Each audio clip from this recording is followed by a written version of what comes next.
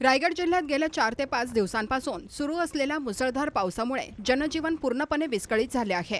हवामान खात्याने दिलेल्या अतिवृष्टीचा इशारा खरा ठरत असून जिल्ह्यातील अनेक नद्या धोक्याच्या पातळीवर वाहत आहेत। रोहा तालुक्यातील कुंडलिका नदीच्या पाण्याच्या पातळीत मोठी वाढ झाली आहे। दिवसभर सुरू असलेल्या पावसानंतर सायंकाळी पुन्हा मुसळधार सरी कोसळल्याने नदीने धोक्याची पातळी ओलांडली।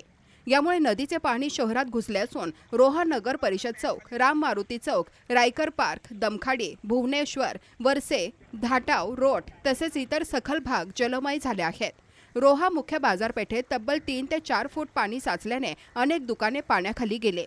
दुकानांमध्ये पाणी शिरल्यामुळे व्यापाऱ्यांचे लाखो रुपयांचे नुकसान झाल्याची प्राथमिक माहिती समोर येत आहे। अनेक ठिकाणी नागरिकांच्या घरांमध्येही पाणी शिरल्याने स्थलांतराची वेळ आली असून दैनंदिन जीवनावर मोठा परिणाम झाला आहे। रस्त्यांवर पाणी साचल्याने वाहतूक विस्कळीत झाली असून काही अंतर्गत मार्गांवरील संपर्कही तुटला आहे। प्रशासनाने नागरिकांना नदीकाठच्या आणि सखल भागात जाणे टाळण्याचे आवाहन केले आहे। तसेच बचाव पथके आणि स्थानिक प्रशासन परिस्थितीवर लक्ष ठेवून असून आवश्यक त्या ठिकाणी मदत कार्य सुरू करण्यात आले आहे।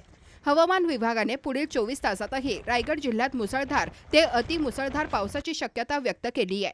त्यामुळे नागरिकांनी अफवांवर विश्वास न ठेवता प्रशासनाच्या सूचनांचे पालन करावे असे आवाहन करण्यात आले आहे।